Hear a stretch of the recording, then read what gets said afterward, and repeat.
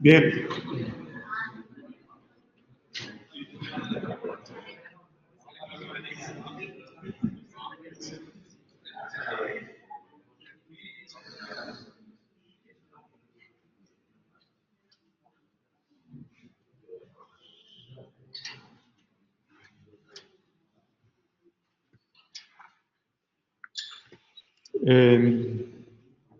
Ya os he colgado en el Moodle el primer trabajo que tenéis que entregar de la asignatura. Sabéis que consta, lo vimos el primer día de clase, la evaluación continua consta de dos trabajos, uno de toda la primera parte de la asignatura, ficheros y JSON, y otro trabajo con respecto a lo que estamos viendo ahora de SQL.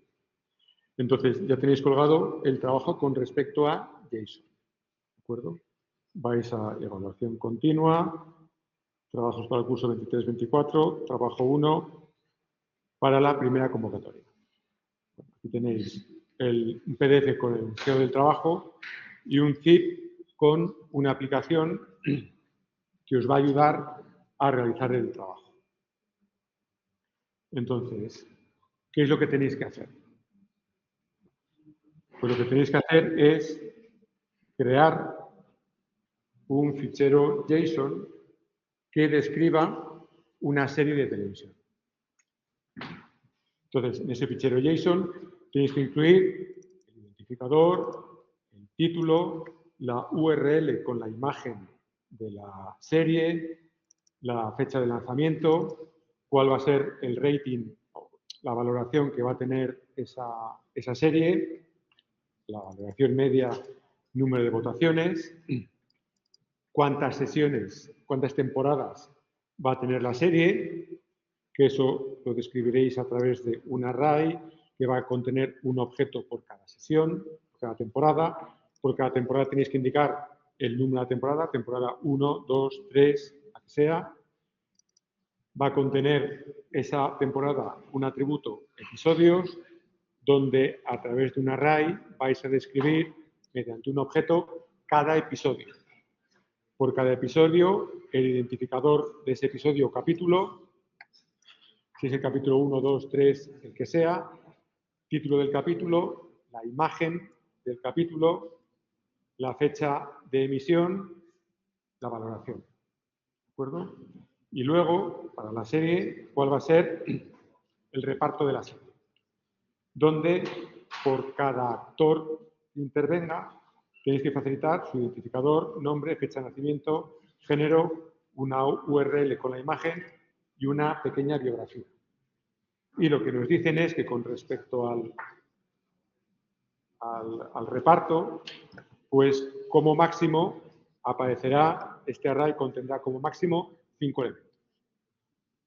Esto es lo que vosotros tenéis que crear. Ahora, los datos para generar esto, ¿de dónde los vais a obtener? Pues, a ver, por favor, los datos para generar ese JSON lo vais a obtener de estos servicios web. Estos servicios web os van a proporcionar información JSON que vosotros vais a tener que analizar y extraer datos que os van a permitir generar este. ¿De acuerdo? ¿Cuál, perdón?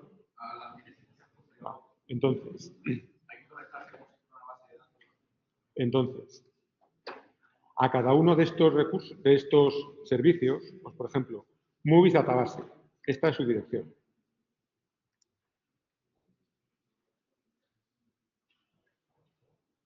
Y todos son una serie de servicios web que están ubicados en Rapid API. ¿De acuerdo? Vale. Entonces, vosotros, primero, os tenéis que crear una cuenta en Rapid API a fin de suscribiros a cada uno de esos servicios web. ¿De acuerdo? La suscripción es gratuita. Accedéis a uno, vais aquí al precio, y os dice 0 euros y hasta no sé cuántas peticiones al mes vais a poder hacer a ese servicio, ¿de acuerdo? Y ahí os suscribís, ¿de acuerdo? Y os tenéis que suscribir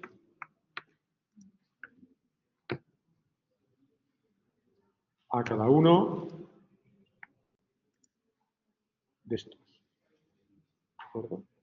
Bien. Cada una de estas APIs, Movies Database, tiene una serie de... A ver, por favor. Tiene una serie de endpoints a través de los que os va a devolver información. Información en JSON. ¿De acuerdo? Entonces, para acceder...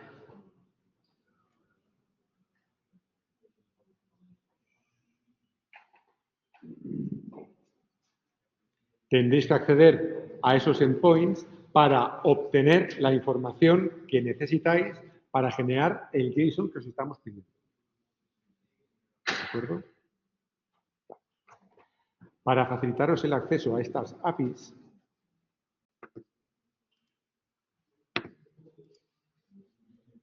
os proporciono una aplicación que tendréis que utilizar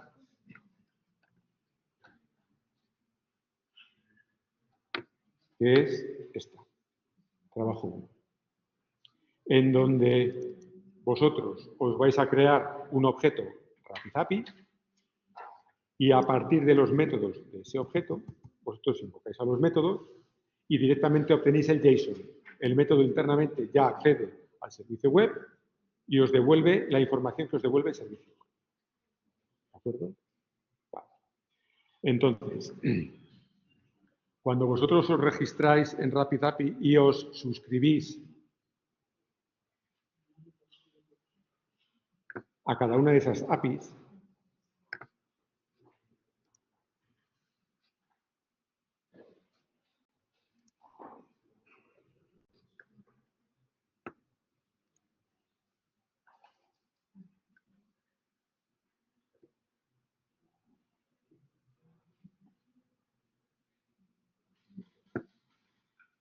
yo ya me había suscrito, me he identificado y, por ejemplo, decís, yo quiero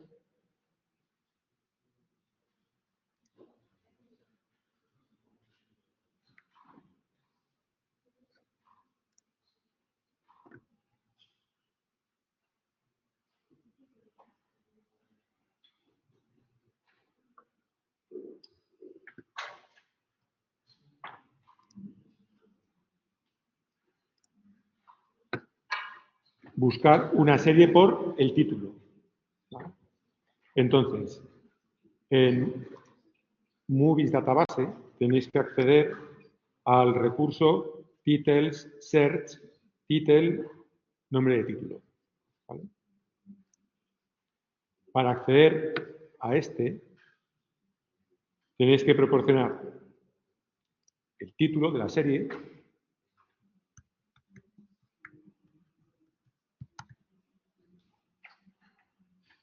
por ejemplo, yo estoy proporcionando el título de Sopranos, indicar si el título es, si la búsqueda es exacta o no es exacta. ¿Vale? El título es exacto y yo tengo que especificar qué tipo de... ¿A qué se corresponde ese título? Si se corresponde a una película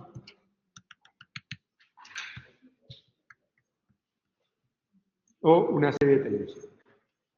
Vale. Cuando yo accedo a este servicio web indicando el título, que el título es exacto y que ese título se corresponde con una serie de televisión, si pruebo el endpoint, una vez suscrito, obtengo como resultado un JSON donde en ese JSON me proporciona ya información con respecto a esa serie.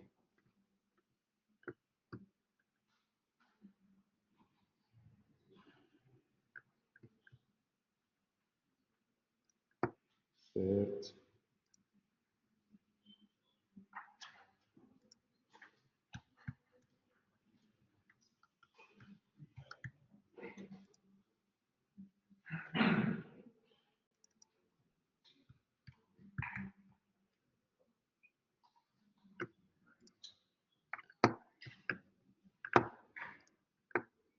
Y aquí ya me proporciona información con respecto a esta serie. Todo esto que hemos hecho de proporcionar el título exacto, de definir que el título tiene que ser exacto, de especificar que el tipo del título se corresponde con una serie, todo eso ya está oculto en los métodos que os estoy proporcionando a través de esta clase.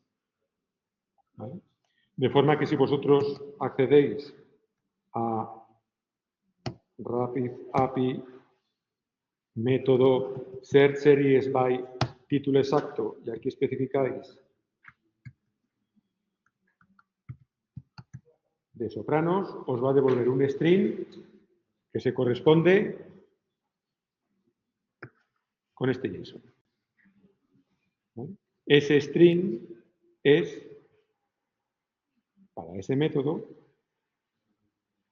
tiene esta estructura.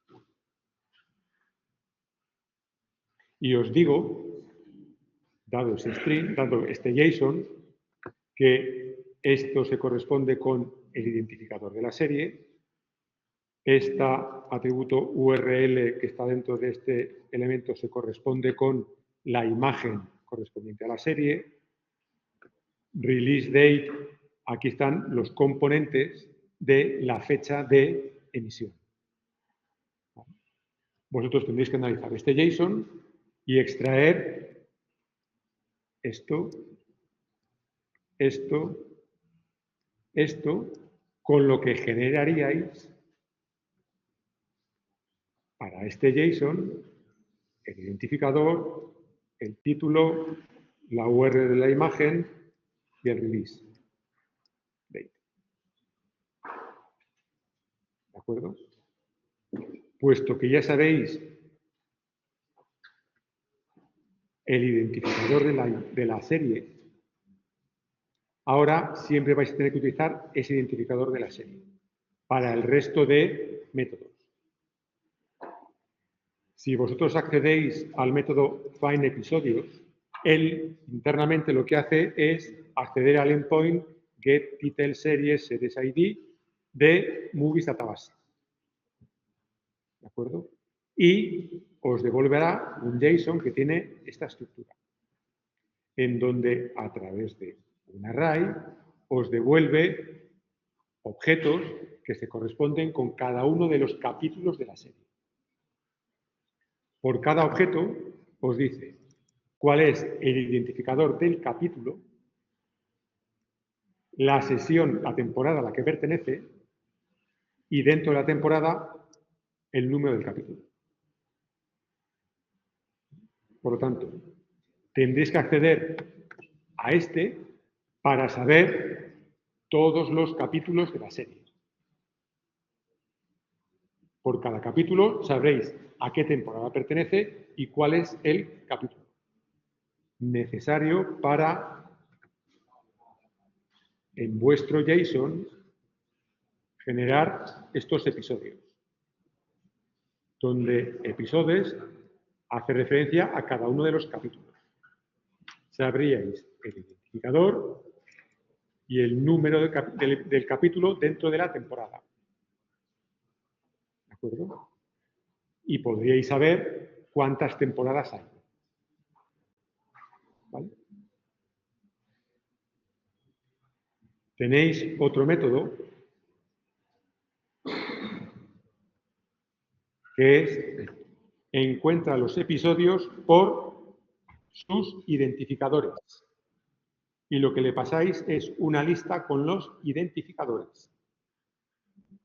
Por ejemplo, si le pasáis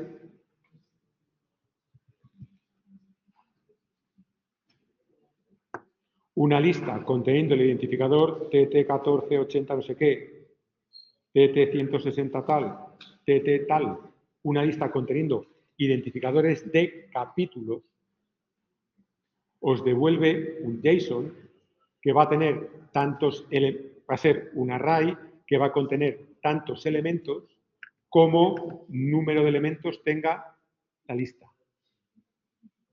Como los elementos de la lista hacen referencia a los identificadores de los capítulos, los objetos de ese array describen cada capítulo.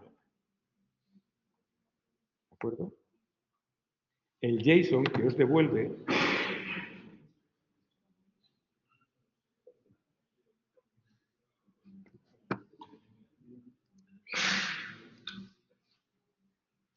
cada objeto os devuelve el identificador del capítulo, la URL correspondiente a la imagen del capítulo,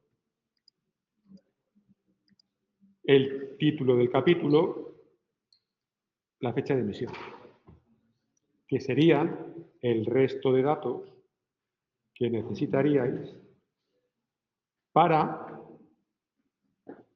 definir cada capítulo. ¿De acuerdo? A su vez, por cada capítulo tenéis que definir su valoración.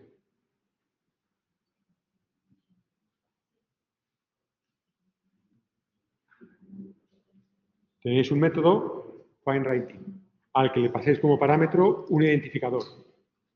Si el identificador es el identificador de la serie, os devuelve la valoración de la serie. Si el identificador que le paséis como parámetro se corresponde con el identificador de un capítulo, os devuelve la valoración del capítulo. ¿De acuerdo? Y el JSON que os devuelve, lo que os dice es cuál es la valoración media y el número de votos, que son precisamente los datos que necesitáis para especificar el rating de cada capítulo y para especificar el rating de la serie. ¿Bien?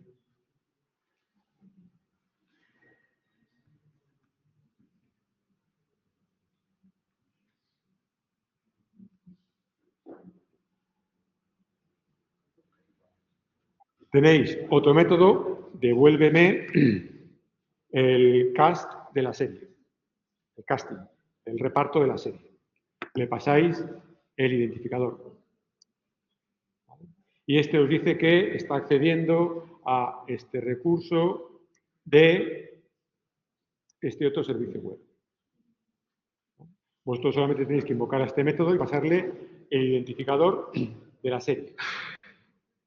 Y él lo que os va a devolver es un JSON que tiene esta estructura, donde el elemento data tiene un array que contiene objetos, donde cada objeto describe un actor, el identificador de ese actor, el nombre del actor.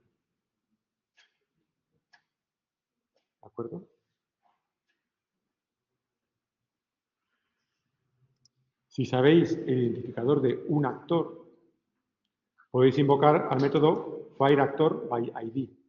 Le pasáis el identificador del actor y él os va a devolver un JSON que contiene la información de ese actor.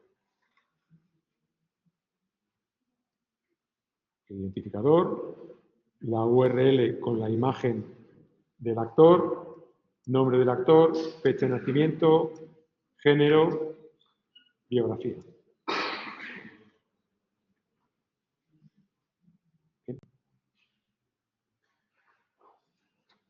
Luego, vosotros indirectamente estáis accediendo a esos servicios web, y digo indirectamente, porque realmente a lo que accedéis es a los métodos de este objeto.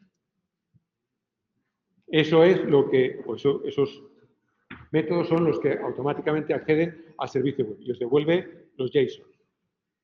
¿Vale?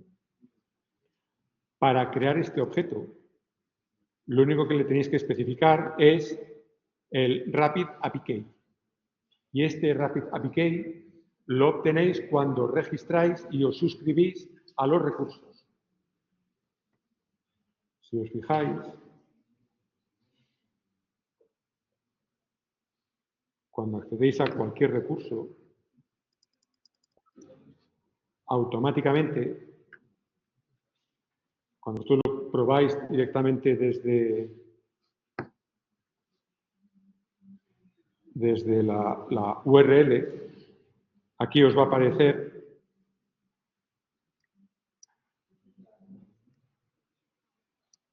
el API Key. Y este siempre es el mismo, por usuario. Bueno, pues eso, este valor, que aquí os aparece automáticamente, este es el que tenéis que colocar en vuestra aplicación aquí.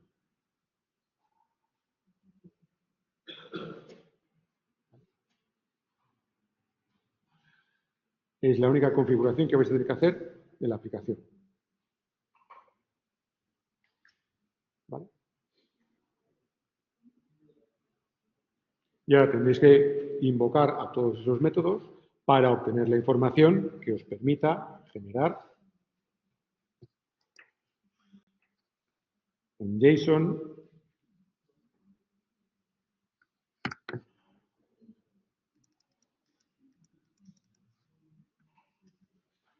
que tenga esa estructura. Tiene que ser esa.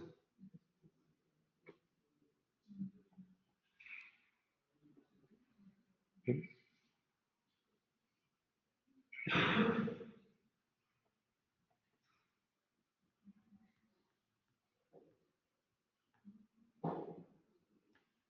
Vale. El trabajo. Si queréis, lo vais a poder hacer en grupo. Y como máximo, el grupo, 3 personas. ¿Bien? Cuando se entregue el trabajo. Sí o sí. Y esto, obligatorio. Quien no lo haga, no estará entregando bien el trabajo y no se va a evaluar. Se debe entregar un zip, que se debe llamar trabajo 1. Ese zip tiene que tener 2 carpetas, que se tienen que llamar sí o sí doc y app. La carpeta doc tiene que contener un PDF trabajo 1, en donde se tiene que incluir esto. El nombre de cada uno de los integrantes, la descripción de cómo se ha desarrollado la aplicación y qué tareas ha hecho cada uno. Si no se incluye el fichero, se evalúa y la aplicación se ha hecho entre 3 personas, se evalúa a la persona que ha entregado la aplicación. Ya me podéis decir luego que se me ha olvidado, que es que en el grupo estaba integrado por esta y esta otra persona, me da igual. ¿De acuerdo? Lo que diga ese fichero. Si no existe el fichero, no existe. Y solamente se evalúa a quien haya entregado la aplicación. ¿De acuerdo? Y luego, dentro de la carpeta app, vuestro proyecto IntelliJ. La ejecución de ese me tiene que generar el fichero. Y aquí lo que me dice es criterios de evaluación. Para el aprobado, todo se tiene que hacer a través de JSON-P. Para obtener el notable, se ha tenido que hacer todo a través de JSON-P. Y además, a través de JSON-B.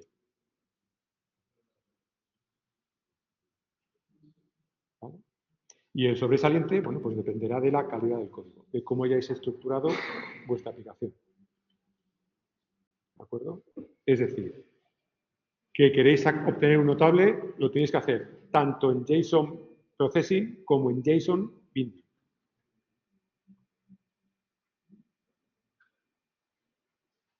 ¿De acuerdo?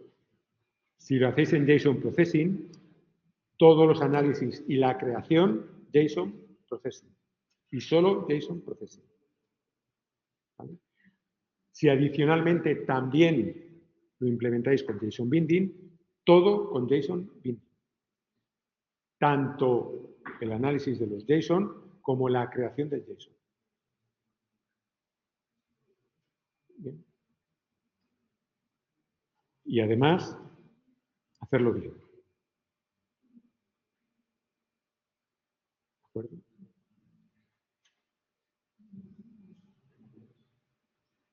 Vale. Pues eso es lo que tenéis que hacer. Si os proporciono esto, es para que vosotros veáis que este RapidAPI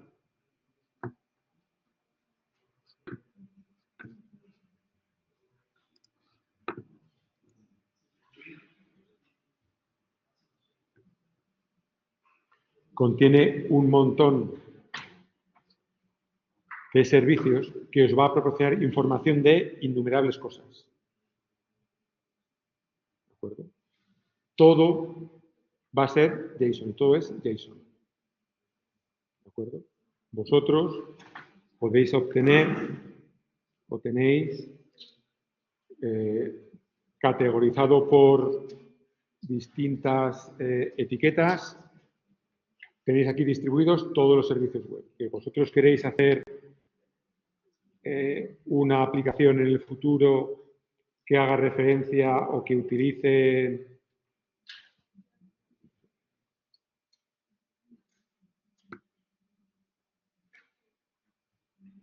por aquí alguno. Comida. Bueno, pues aquí tenéis un montón de servicios web a los que vais a poder acceder, que os va a proporcionar, pues igual le paséis el código de barras y él os devuelve la lista de integrantes, de ingredientes que tiene ese producto. O una valoración de si el producto es bueno o no es bueno. Toda esa información es JSON. ¿De acuerdo? Que vosotros ya vais a saber procesar. ¿De acuerdo?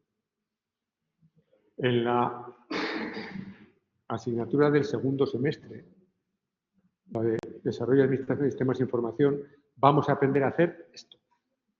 Un servicio web al que yo podría poder acceder y él me va a devolver eso. ¿De acuerdo? Vale. ¿Tenéis alguna duda en cuanto al trabajo?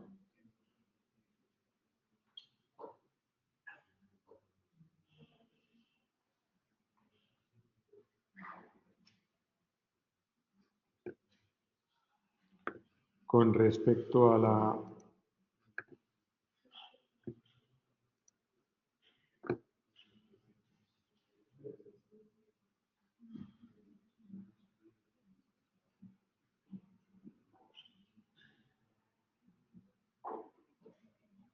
fecha de entrega. Hasta el domingo 17 de diciembre.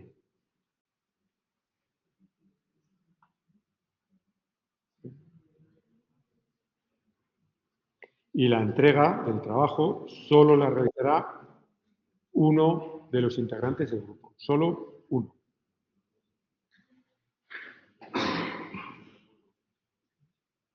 Obligatoriamente se tiene que hacer en grupo, no. La podéis hacer de forma individual. ¿De acuerdo? O un grupo formado por solo 2 personas. O un grupo formado por 3 máximo.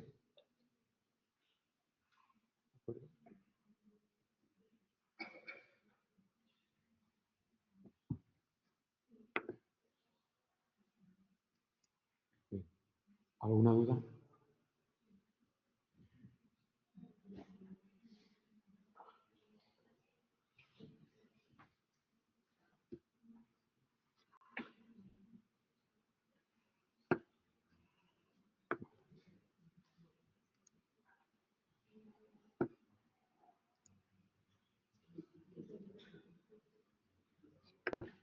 Bueno,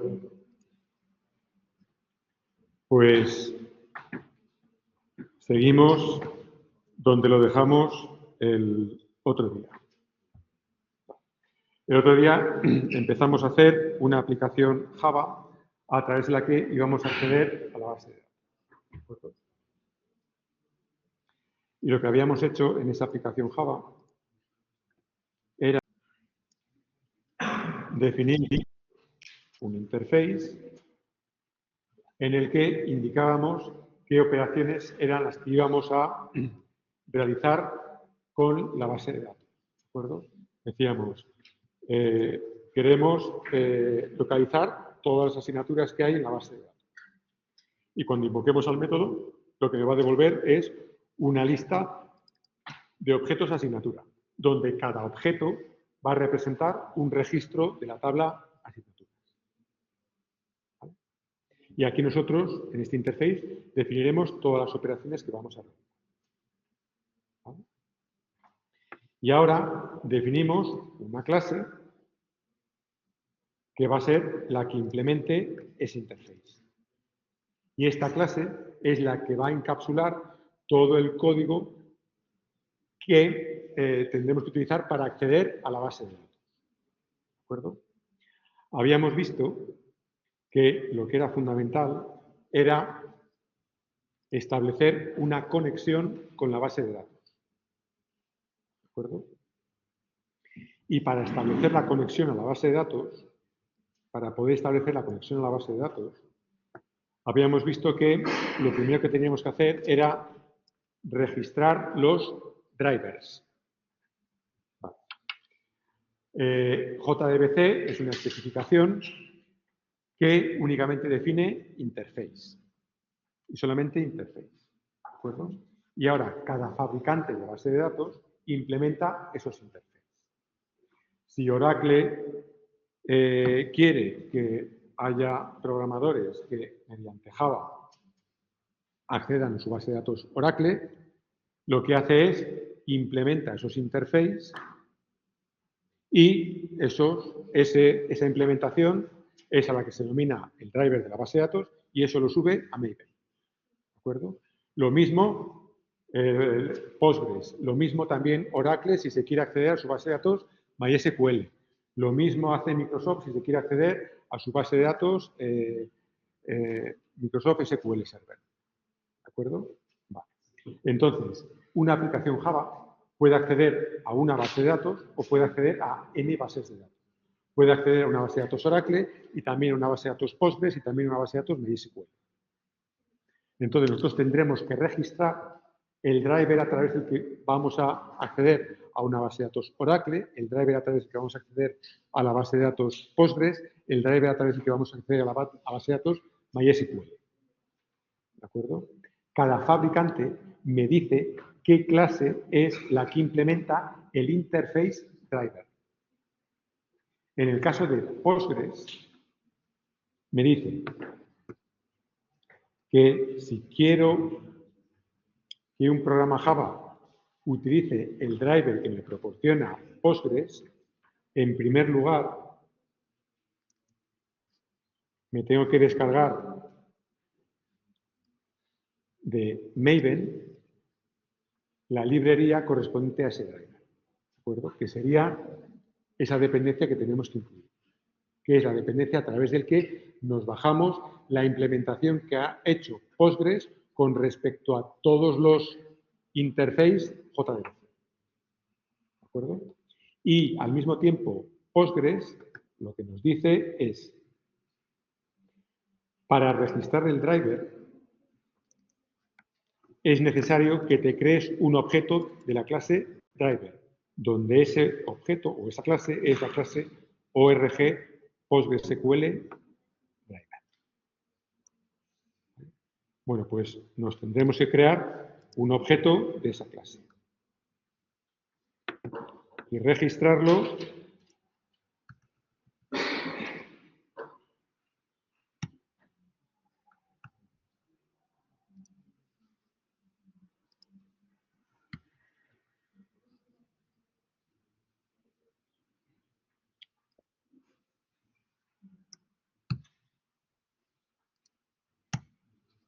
aquí. En el caso de Oracle, tenemos que crear una dependencia con respecto a la red de Oracle y Oracle me dice que el driver, yo tengo que registrar un objeto de la clase tal. ¿vale? Lo mismo con MySQL Server, lo mismo con MySQL, con lo que sea. ¿De acuerdo? Luego, la primera tarea sería registrar los drivers que nos van a permitir acceder a la base de datos. Y ahora, para cada base de datos, tendríamos que crearnos una conexión. ¿Vale? Para crearnos esa conexión, a través de la clase Driver Manager, que es la que hemos utilizado para registrar los drivers, bueno, pues a través de esa clase y mediante el método getConnection obtendríamos una conexión a la base de datos. Para obtener la conexión tenemos que facilitar tres parámetros. Lo que se denomina URL, una cadena de caracteres que va a representar el nombre del usuario y una cadena de caracteres que va a representar la contraseña. Con respecto a la URL, esa URL está formada por tres campos. Los campos están separados por el carácter dos puntos. El primer campo es JDBC, que significa que yo a la base de datos voy a acceder a través de JDBC. El segundo campo identifica la base de datos y, por tanto, identifica qué driver es el que se va a emplear para establecer la conexión. ¿De acuerdo? Cada driver responde a un determinado identificador. En el caso de PostgreSQL, identificadores PostgreSQL. En el caso de Oracle, identificadores Oracle. ¿De acuerdo? El tercer campo depende por completo de lo que dicte la base de datos. El formato de ese depende por completo de esa base de datos. En el caso de Postgres, lo que me dice es que tiene que tener esa estructura. // dirección IP donde está la base de datos, dos puntos, puerto de la base de datos, / nombre de la base de datos a la que yo voy a acceder. ¿Vale? Que sería localhost, puerto 5432, base de datos, UPSA. ¿De acuerdo? Vale. Pues utilizando estos parámetros, el driver PostgreSQL se conectará a esa base de datos, utilizando como credenciales este nombre de usuario y esa contraseña. ¿Vale? Y eso me devuelve un objeto connection, que representa la conexión a la base de datos. Y ese objeto connection es el que emplearemos para obtener y para poder ejecutar sentencias SQL con respecto a la base de datos. Mi programa Java tiene que enviar en texto plano la sentencia SQL que se va a ejecutar en el servidor. ¿De acuerdo? Si queremos ejecutar consultas, tendremos que enviarle al servidor la sentencia select. Si queremos actualizar un registro, le tendremos que enviar al servidor el texto con la sentencia date. ¿De acuerdo? Por ejemplo, para implementar el método a través del que vamos a encontrar en la base de datos todas las asignaturas. Lo que tendremos que hacer será definir una sentencia select en donde mandamos seleccionar de la tabla asignaturas, tabla a la que estamos asignando el alias A, estamos seleccionando el campo código, campo nombre, curso, cuatrimestre, crédito. ¿De acuerdo? Vale. Eso es el string que va a contener la sentencia select. Vale.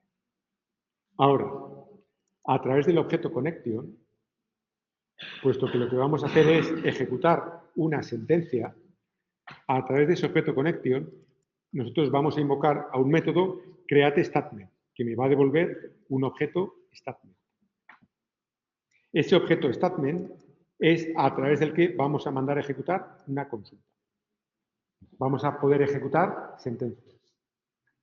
¿De acuerdo? En función del tipo de sentencia, en función del SQL, nosotros invocaremos a un método executeQuery o executeUpdate. ExecuteQuery será el que utilizaremos para ejecutar sentencias que sean sentencias select, que son sentencias a través de las que consultamos información. El resto de sentencias, insert, update, delete, create table, cualquier otra sentencia SQL, a excepción de las sentencias select, se ejecutarán a través del método executeUpdate de nuestro objeto statement. Si estamos ejecutando una consulta, si estamos consultando datos, lo que me devuelve executeUpdate es un objeto resultSet, a través del que yo voy a procesar todos los registros devueltos por la consulta. ¿De acuerdo? Nosotros somos quienes estamos definiendo la consulta. Nosotros sabremos si esa consulta me va a devolver 0, 1 o n registros. ¿De acuerdo?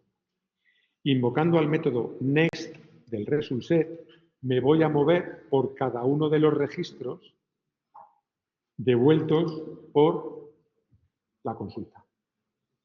¿De acuerdo?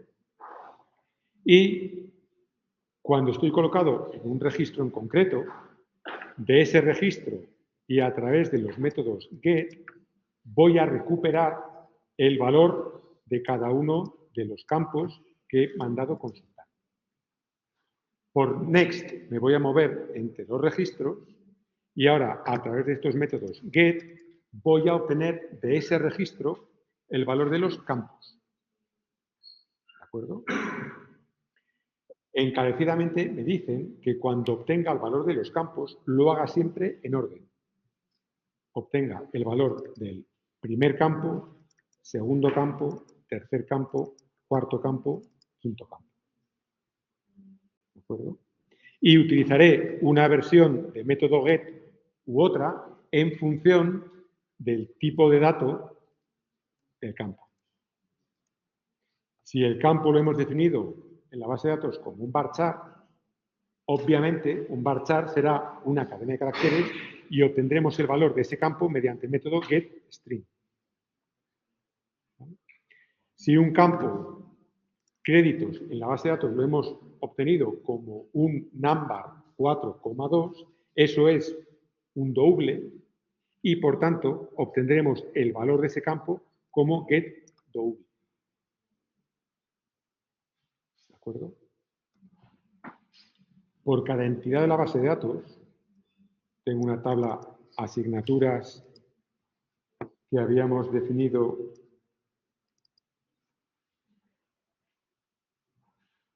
donde una asignatura contenía código, nombre, créditos, curso, cuatrimestre. Nosotros nos crearemos una clase cuyos campos representarán los campos de los registros de la tabla. ¿Vale? Código en la tabla era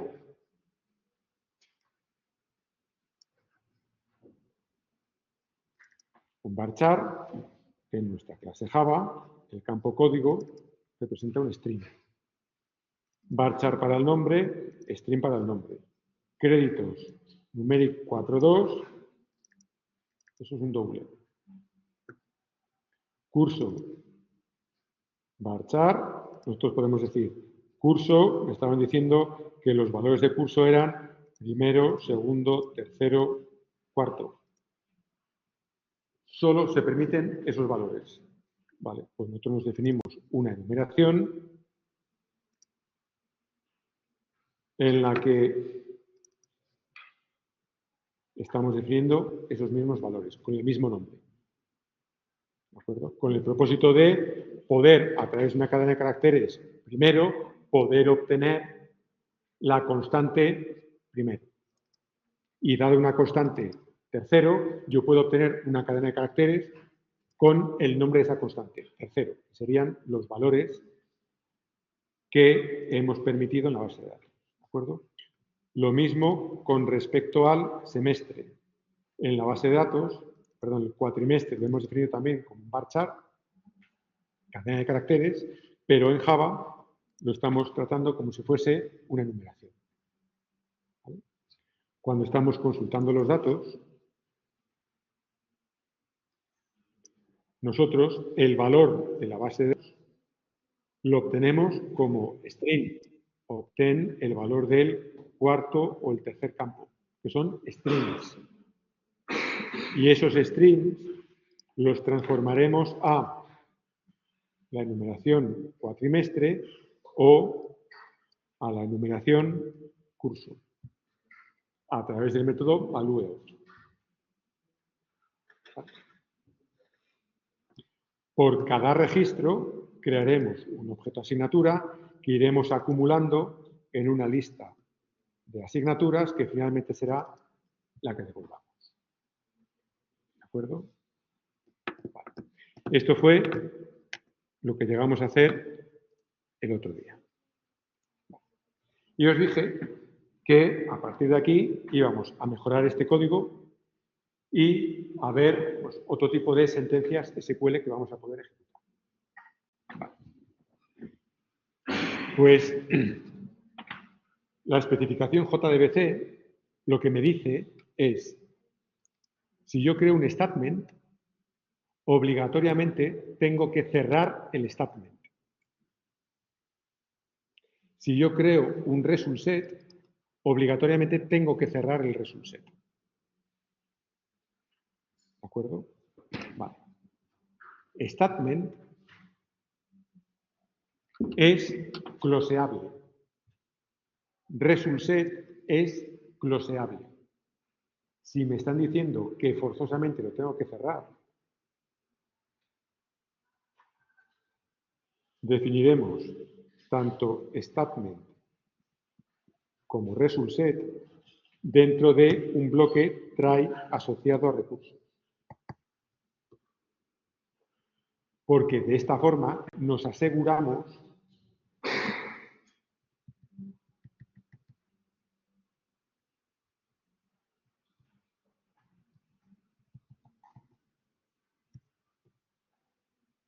que esos recursos automáticamente se van a cerrar. De la misma forma que hacíamos con nuestros flujos, con nuestros streams. ¿De acuerdo?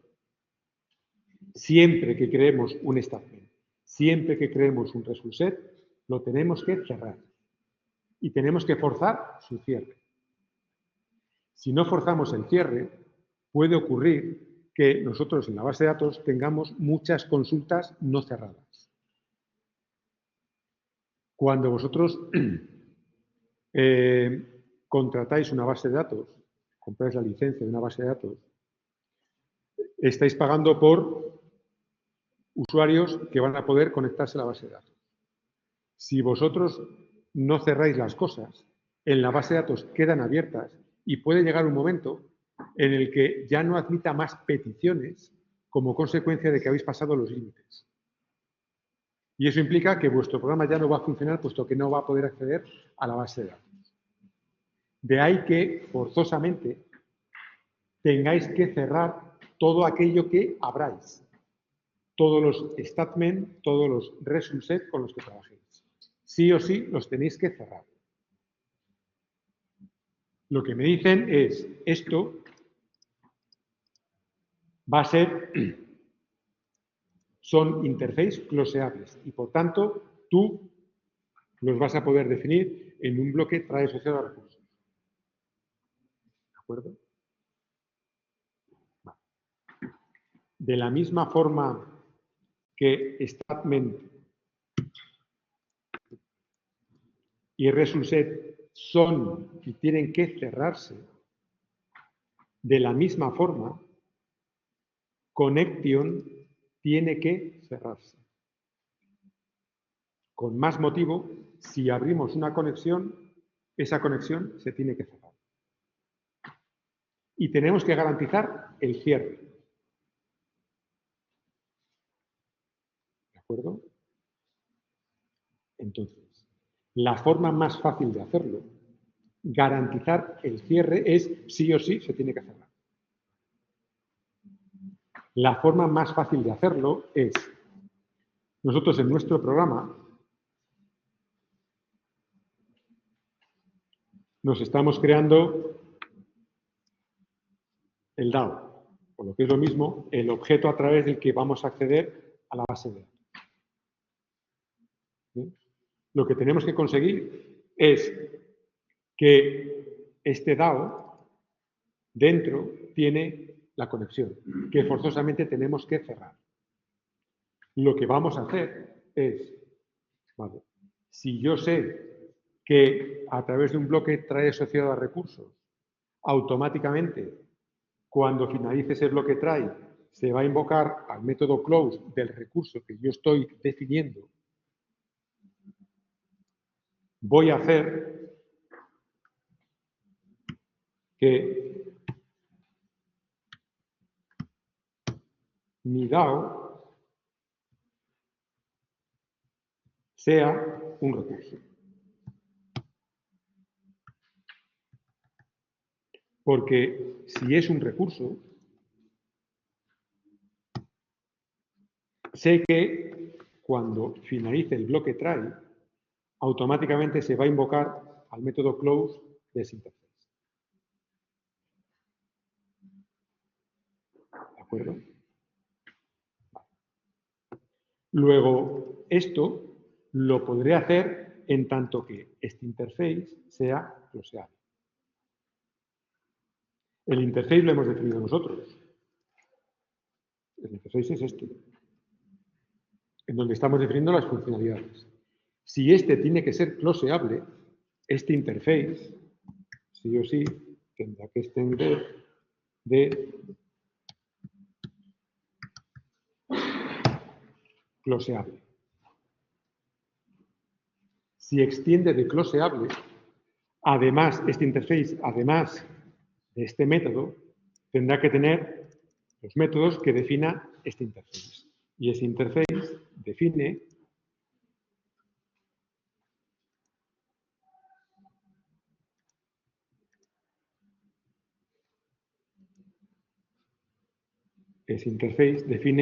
método close, que es el método que ejecuta automáticamente aquí. ¿De acuerdo? Luego ahora mi interface DAO es closeable. Si os fijáis, aquí en principio esto no me daría error, en tanto que DAO es closeable. Me da error porque mi clase ahora, database DAO, que es quien implementa el DAO, me está implementando solamente un método, que es el método FindAsignaturas. Pero no me está implementando el otro método que me exige este interface, que es el método close. Luego, nosotros tendremos ahora que mandar implementar el método close.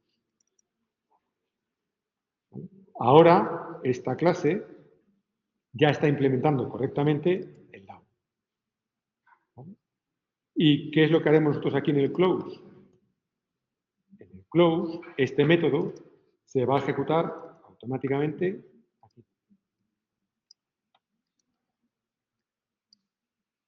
Si nosotros lo que queremos es forzar el cierre de la conexión,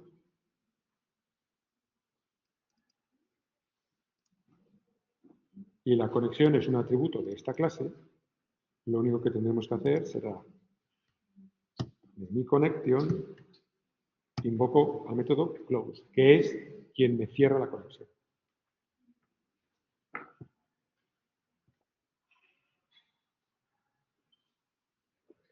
¿De acuerdo? Vale.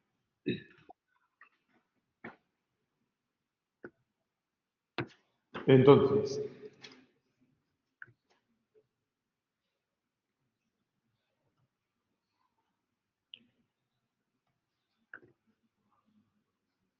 cuando hablamos de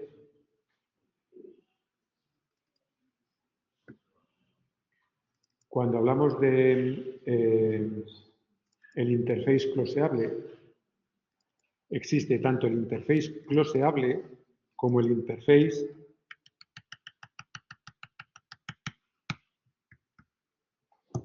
autocloseable. El interface autocloseable define el método close que propaga excepción, cualquier excepción. El interface closeable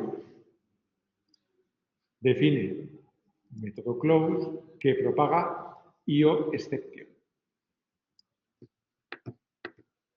Fijaros que closeable extiende autocloseable. ¿De acuerdo? Esto os lo digo porque cuando vosotros invocáis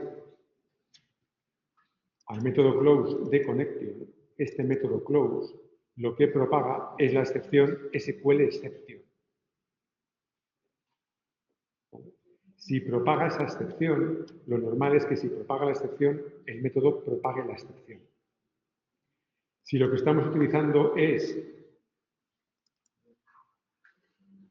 closeable, el método close, lo único que puede propagar es IO_exception.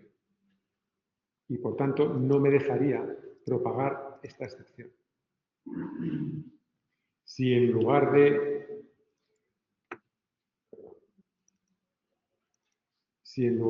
closeable utilizamos autocloseable, el método close propaga excepción y por tanto la excepción que se propaga aquí es una excepción y por tanto la firma del método nos valdría. ¿De acuerdo? En realidad, el try exige que este tipo de datos, que es al fin y al cabo el que estamos creando, sea autocloseable, sea autocloseable. ¿De acuerdo?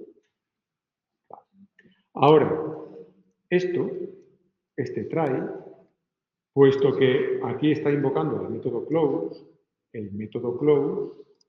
me está propagando excepción.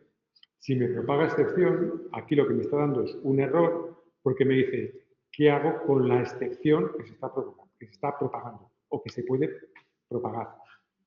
Nosotros lo único que habíamos dicho era que propagamos la excepción SQL_exception.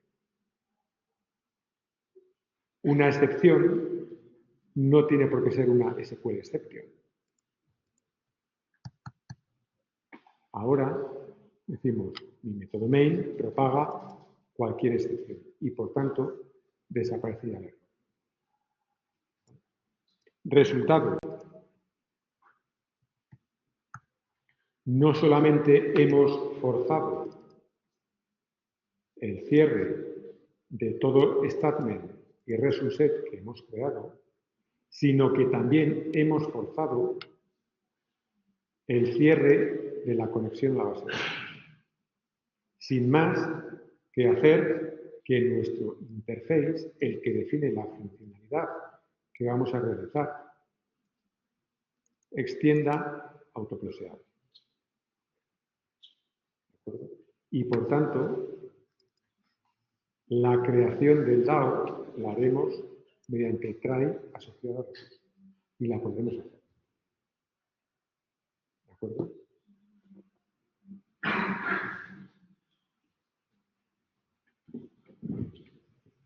Bien.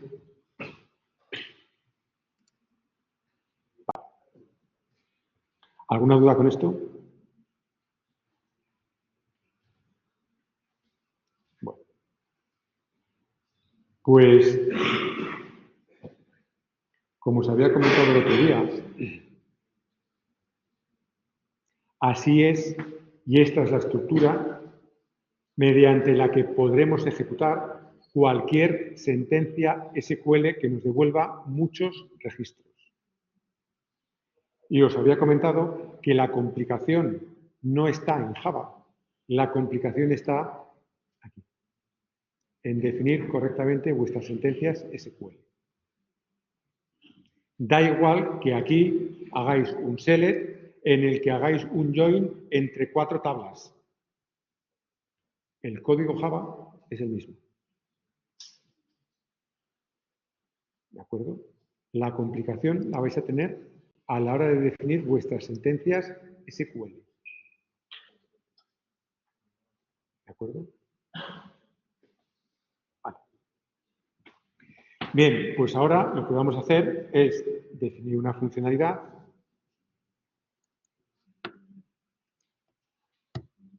en la que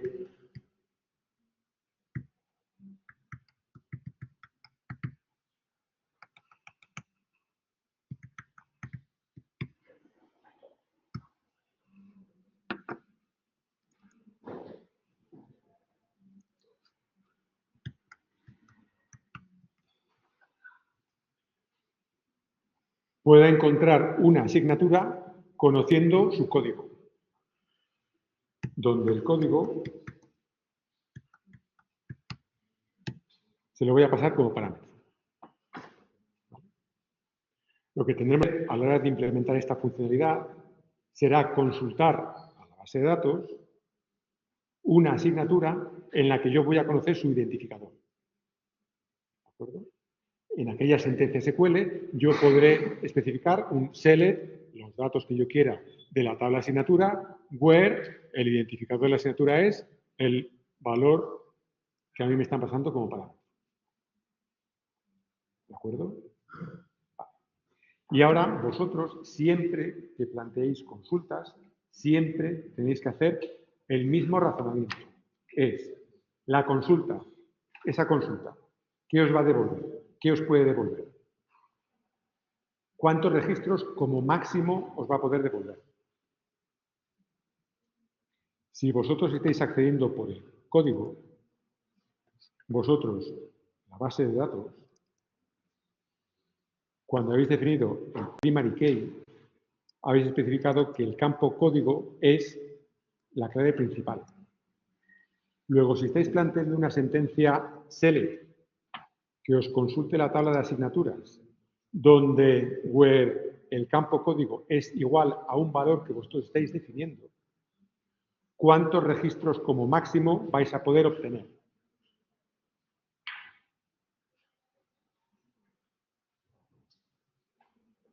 Lógicamente, 1. Como máximo, 1. Porque vuestra cláusula where me va a filtrar todos los registros a partir del campo código. A partir de un determinado valor. Luego, como máximo, 1. Como mínimo, ¿cuántos registros? 1 o 0.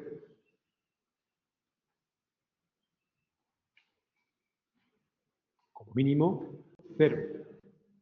Si yo estoy proporcionando el código de un alumno que no existe o que no está registrado en la base de datos, ¿cuántos registros me va a devolver? 0 registros. Eso no es un error de sentencia SQL. La sentencia SQL se ejecuta normalmente y la consulta me devuelve 0 registros. Otra cosa es que yo haya cometido un error de sintaxis en la sentencia select. Y ahí sí me dará un error. Pero si yo consulto en la base de datos y me devuelve 0 registros, obtengo 0 registros. No es un error. Esto os lo digo porque a la hora de definir la funcionalidad, nosotros tendremos que, de alguna forma, saber qué tipo de dato voy a devolver. Y, de alguna forma, cuando yo invoque al método, tengo que poder saber si me ha devuelto la asignatura correspondiente a ese código o no me ha devuelto la asignatura correspondiente a ese código, puesto que no la ha encontrado en la base de datos. ¿De acuerdo? Mi método tiene que quedar perfectamente definido para, cuando lo invoquemos, poder saber si la hemos encontrado o no la hemos encontrado. ¿De acuerdo? Lo mismo sucede aquí. Cuando nosotros invocamos a find asignaturas, tendremos que saber si me ha devuelto registros o no me ha devuelto registros. En el caso de que no me haya devuelto registros, según lo tenemos programado, si no me ha devuelto ningún registro, ni tan siquiera entra dentro de este while. Si no entra dentro del while, no me está añadiendo elementos, objetos, a la lista. Y por tanto la lista me la devuelve vacía. Si la lista me la devuelve vacía, quiere decir que no hay asignaturas registradas en la base de datos. ¿De acuerdo? Indirectamente me lo está diciendo. Cuando nosotros definamos este método, tendremos que decir, aquí, este método, ¿qué me va a devolver? Porque cuando lo invoquemos, tendremos que saber si la ha encontrado o no la ha encontrado. ¿Qué os parece que devolvamos?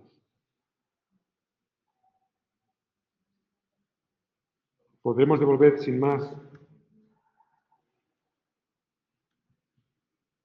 una asignatura?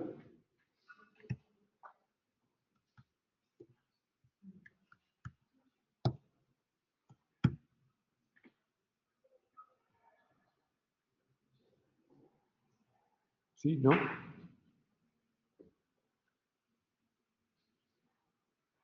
Podéis decir, vale, devuelvo un objeto asignatura. De forma que, si ese objeto es distinto de null, quiere decir que he encontrado la asignatura. Si el objeto es igual a null, quiere decir que no he encontrado la asignatura. Eso es algo que no vamos a hacer nunca.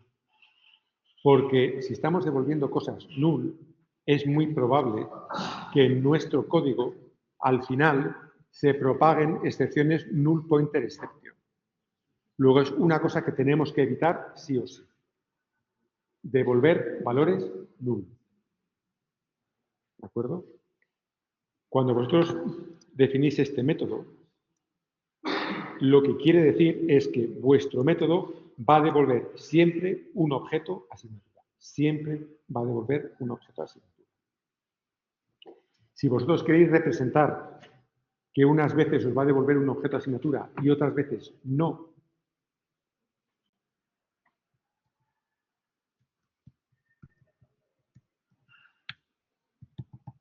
lo que diréis es que vuestro método os devuelve un optional de asignatura, donde el optional no es más que si fuese un cajón, donde al abrir el cajón os encontráis una asignatura o el cajón está vacío, pero nunca estáis devolviendo null. Y por tanto evitáis los null pointer exception. Y ahora, semánticamente, veis que este método está devolviendo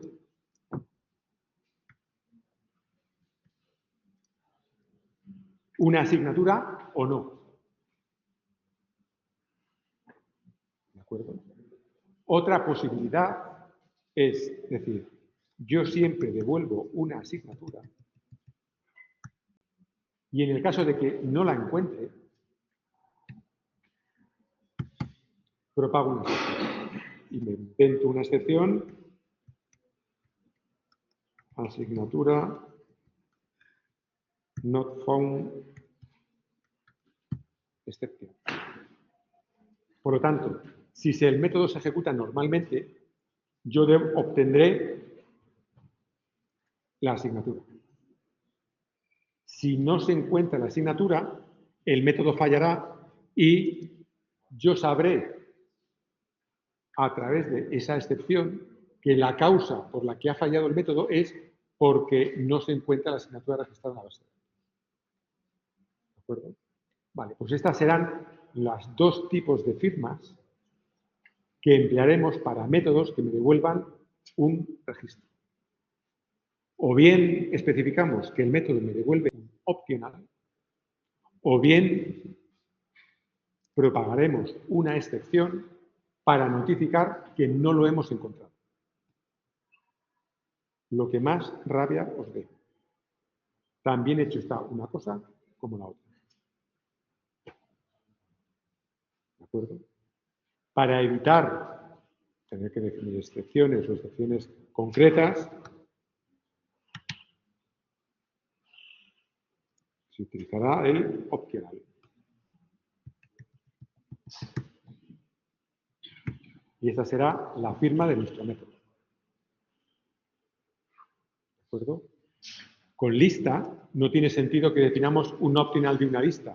¿Por qué? Porque la lista en sí puede estar llena o vacía. Cuando está llena tiene elementos. Me da igual que el elemento sea 1 o 50. ¿De acuerdo? Yo puedo saber si hay alumnos o no alumnos sabiendo si la lista está vacía o está llena. ¿De acuerdo? Vale. Si esta es la firma, vamos a implementar el método.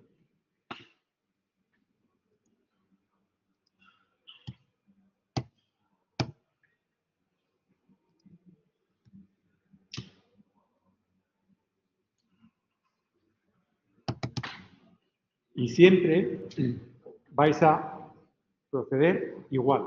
Lo primero es definir la sentencia SQL que se tiene que ejecutar.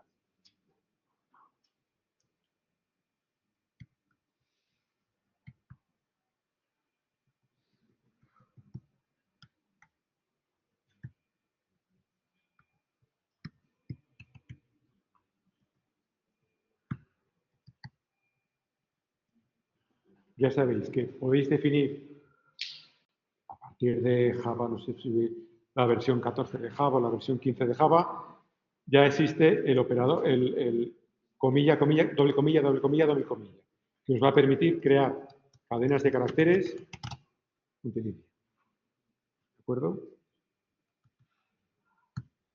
Vale.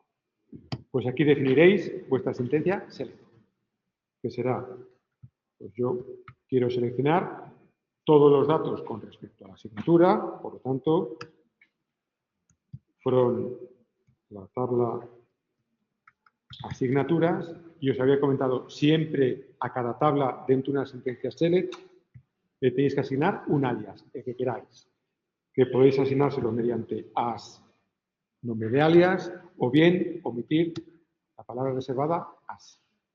¿De acuerdo? Vale. Y ahora, cuando seleccionéis un campo, ponerle como prefijo el alias de la tabla. Vale. Pues nuestra tabla asignaturas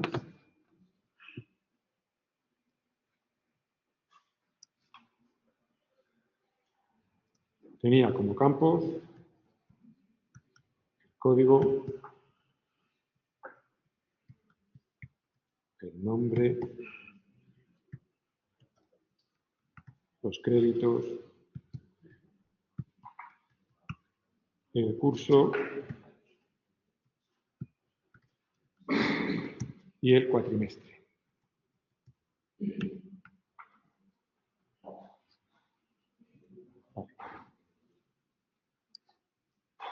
Y esta sentencia select me va a recuperar todas las asignaturas. Si tenemos registradas 500 asignaturas, me devolverá 500 registros. Yo no quiero que me devuelva 500 registros. Quiero que me devuelva uno, aquel cuyo código sea igual a... ¿De acuerdo? Entonces, en esta sentencia select tendremos que incluir una cláusula where, donde el campo código, lo mismo, campo código de la tabla A, de la tabla asignaturas, sea igual a este valor. Entonces, cuando vosotros defináis vuestras sentencias SQL, a vuestras sentencias SQL le vais a poder añadir parámetros. ¿De acuerdo? De forma que defináis sentencias SQL parametrizadas. Esos parámetros van a ser siempre valores y se van a interpretar como valores. Quiero decir que no vais a poder definir como parámetro el nombre de la tabla. No. No vais a poder definir como parámetro, yo quiero que esto sea un parámetro y especifico que el parámetro va a ser el campo nombre o el campo tal. No. Los parámetros van a representar siempre valores. ¿De acuerdo? La forma en la que nosotros dentro de una sentencia SQL incluimos un parámetro es a través del carácter interrogación. Una interrogación dentro de una sentencia SQL representa un parámetro. Y dentro de una sentencia SQL puede haber tantos parámetros como se quiera. Puedo incluir tantas interrogaciones como quiera. ¿De acuerdo? Luego, mi sentencia SQL será: selecciono estos campos de la tabla asignaturas, donde el campo código va a ser igual a algo que me dirán qué es lo que vale.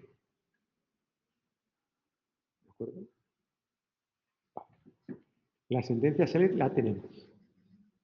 Ya tenemos que mandar a ejecutarla.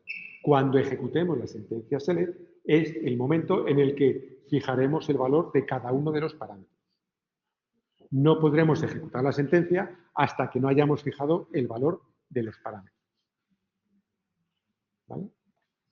Bien. Entonces, para ejecutar una sentencia select necesitamos un objeto statement. En realidad, un objeto statement, que era lo que habíamos creado antes, es para ejecutar cualquier sentencia que no incluya parámetros. ¿Sí? Si queremos ejecutar una sentencia que incluya parámetros, tenemos que crearnos no un objeto statement, sino una especialización de statement. Es decir, una subclase de statement, que es la que va a permitir incluir parámetros. ¿De acuerdo? Lo que tendremos que hacer será crearnos un objeto prepared statement.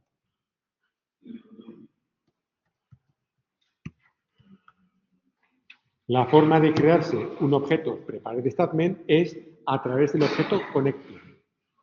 Exactamente igual que habíamos visto antes. A través del objeto connecting creábamos un statement. Ahora, a través del objeto connection, creamos un prepared statement mediante la sentencia prepared statement. A esta sentencia le tenemos que pasar el SQL o la sentencia SQL, la que incluye los parámetros y, por tanto, nuestra constante SQL. ¿De acuerdo? Un prepared statement, esta clase, extiende de la clase statement. Por tanto, un prepared statement es un statement. Y lo que me dicen es, todo statement que te creas siempre lo tienes que cerrar.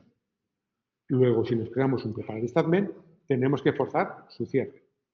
Si prepared statement extiende de statement y statement a su vez es autocloseable, prepared statement también lo es.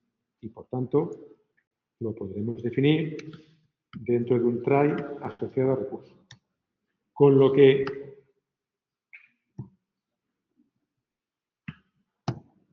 obligatoriamente o forzosamente estaremos forzando su cierre.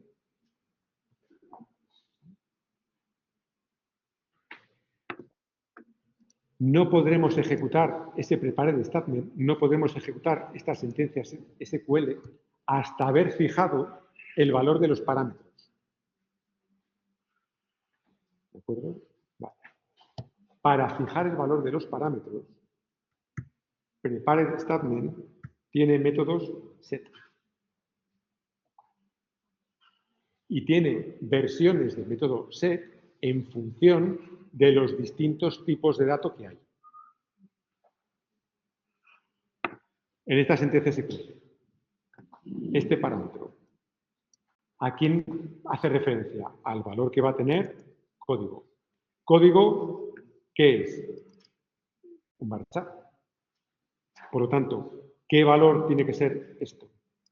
Tendrá que ser un varchar, una cadena de caracteres. Y si es una cadena de caracteres, el valor lo fijaremos mediante set string. Si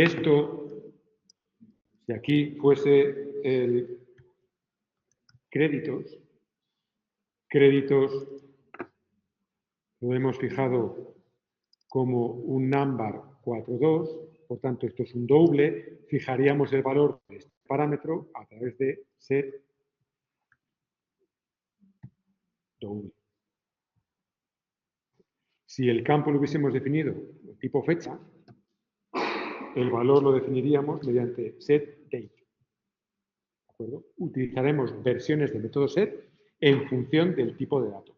De la misma forma que cuando obteníamos el valor de los campos, utilizamos versiones del método get en función del tipo de dato. ¿De acuerdo? Vale. Pues aquí diremos set como string y ahora tenemos que identificar el parámetro y tendremos que fijar su valor. Fija el parámetro 1 con tal valor, fija el parámetro 2 con tal valor, fija el parámetro 3 con tal valor. Habíamos dicho que dentro de una sentencia select podía haber tantos parámetros como se quisiera. Los parámetros se representan con la interrogación. La primera interrogación que encontremos será el primer parámetro. La segunda interrogación que encontremos en esa cadena será el segundo, el tercero y el cuarto. Por lo tanto, aquí este será la primera interrogación que hay. Parámetro 1. Y su valor será código. El parámetro que nosotros hemos recibido. Si mi sentencia tuviese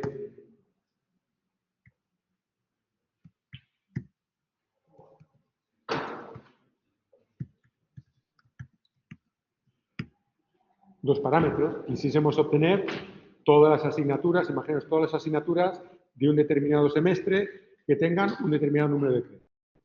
Devuélveme todas las asignaturas del semestre primero que tengan 6 créditos. Mediante esta sentencia podemos localizar las asignaturas del segundo semestre que tengan 6 créditos, o las asignaturas del primer semestre que tengan 15 créditos, o las asignaturas de... ¿De acuerdo? Esta será la primera interrogación, esta será la segunda interrogación. La primera sería de tipo doble, la segunda lo sería de tipo string. ¿De acuerdo? Y tendríamos que invocar a set parámetro 1 y invocar nuevamente a otro método set con el parámetro 2 y con el valor correspondiente a aquel segundo parámetro. ¿De acuerdo? En nuestro caso, lo que pedíamos era obtener las asignaturas conocido el código. Y si es conocido el código, ese es el código. Y por tanto, así es como fijaremos el parámetro. ¿De acuerdo?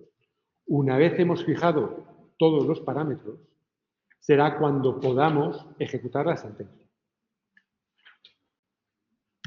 Ese preparar statement, nosotros ejecutaremos la sentencia exactamente igual, en función de la sentencia. La sentencia puede ser una sentencia select o puede ser cualquier otra sentencia. Si es una sentencia select, la ejecutaremos mediante execute query, donde este método execute query no tiene ya parámetros, a diferencia de lo que sucedía con statement. El statement execute query le pasábamos la sentencia SQL. Ahora en el prepare de statement ya no le pasamos la sentencia SQL. ¿Por qué? Porque el prepare de statement ya sabe cuál es la sentencia SQL. ¿De acuerdo? Vale. Y el execute query, ¿qué es lo que me devuelve? El result set. ¿Qué es lo que me dicen? Si yo creo un result set, tengo que cerrarlo.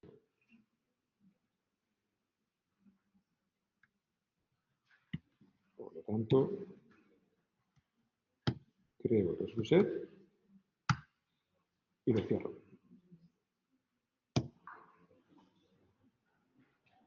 Trato el result set como un recurso y fuerzo el cierre. Y ahora proceso el result set. Mi sentencia, ¿cuántos registros devuelve? Como máximo, 1.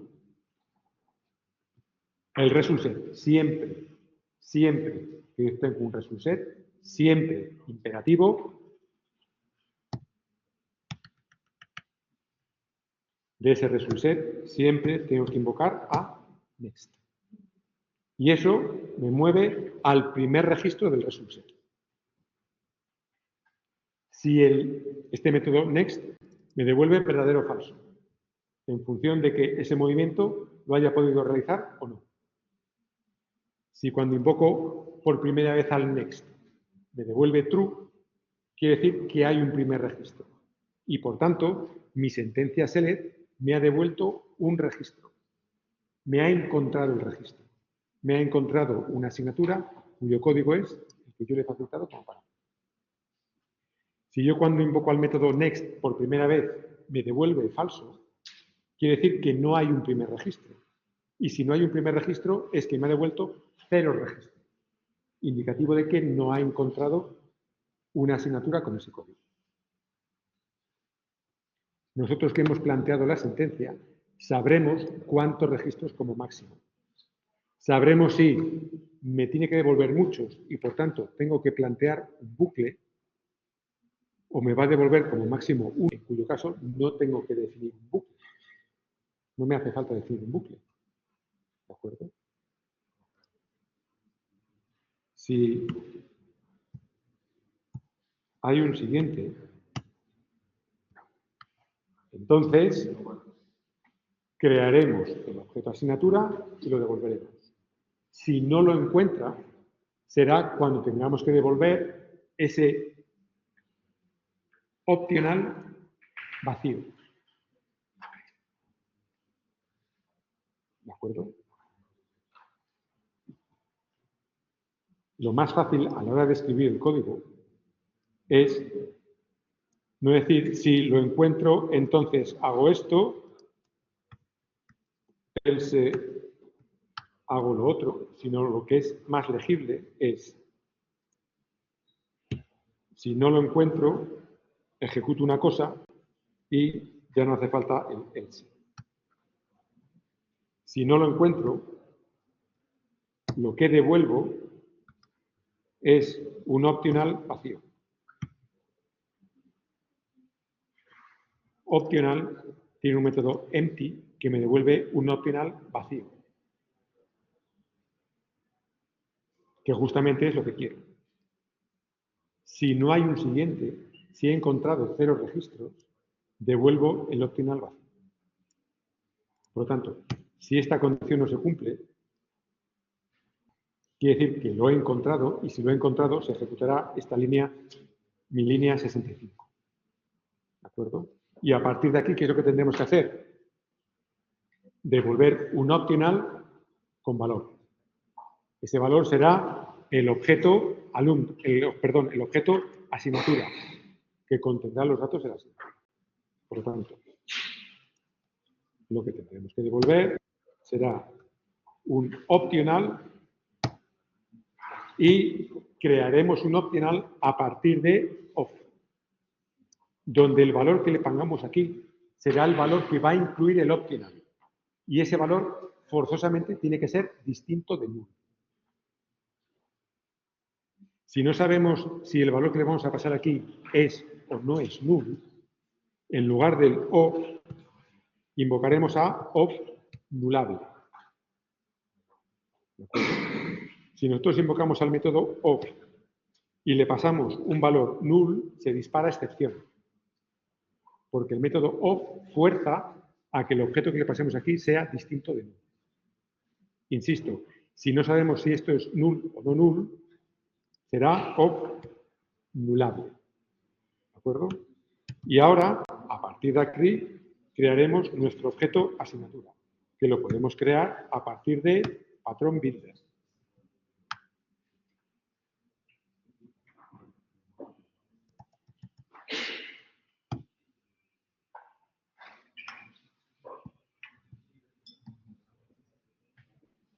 Donde, como hemos definido los campos en el mismo orden de la otra sentencia, código, nombre, curso, cuatrimestre, créditos, código, nombre, curso, cuatrimestre créditos, podemos copiar sin ningún problema los with anteriores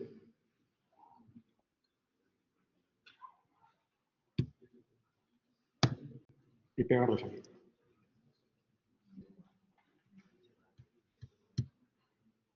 Lo que me dicen es que debería obtener el valor de los campos de ese registro en orden.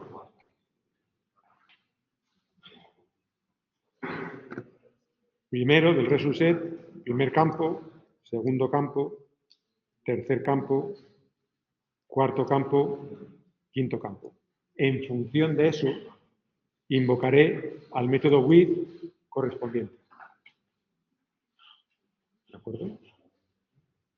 Pues ya tendremos implementado este método. Nosotros habíamos metido en la base de datos asignaturas con código A, B y C.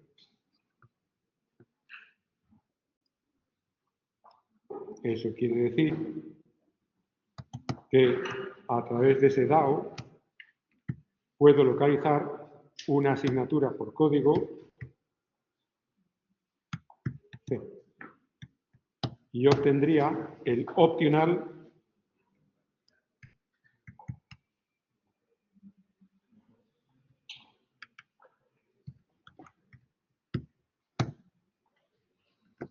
asignatura C.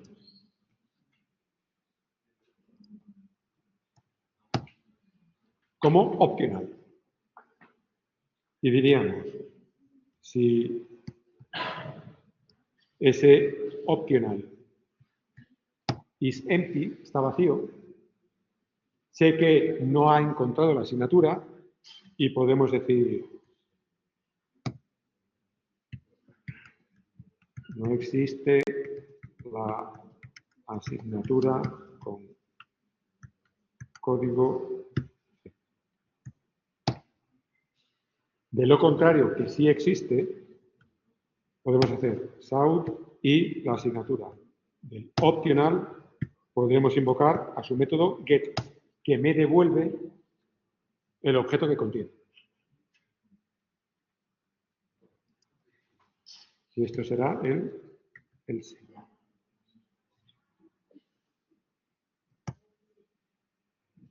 ¿De acuerdo? Si el optional estuviese vacío e invocamos al método get, se dispara excepción. ¿De acuerdo? El método trabajar con optional me obliga a saber si está vacío o no está vacío para evitar la excepción que se produciría si automáticamente invocamos al método get. ¿De acuerdo? Si ahora ejecutamos únicamente obtén los datos de la asignatura con código C, en primer lugar tendríamos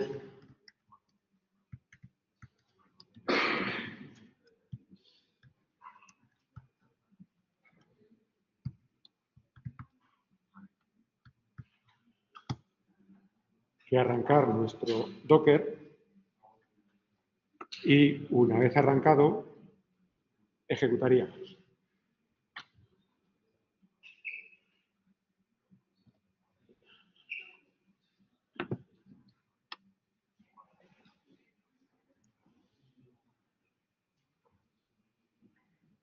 Y aquí este return es sobra. En el método find asignatura by código, aquí había dejado yo la línea que automáticamente me había creado cuando creé el método. ¿De acuerdo? Pues he borrado esa línea. Mandáis a ejecutar. Y a mí me dice la asignatura C, nombre CCC, créditos tal, curso cuarto, primero. Me lo ha encontrado. Luego, ¿sabéis ejecutar? sentencias select parametrizadas. ¿De acuerdo? Siempre va a pasar por la creación de un prepared statement.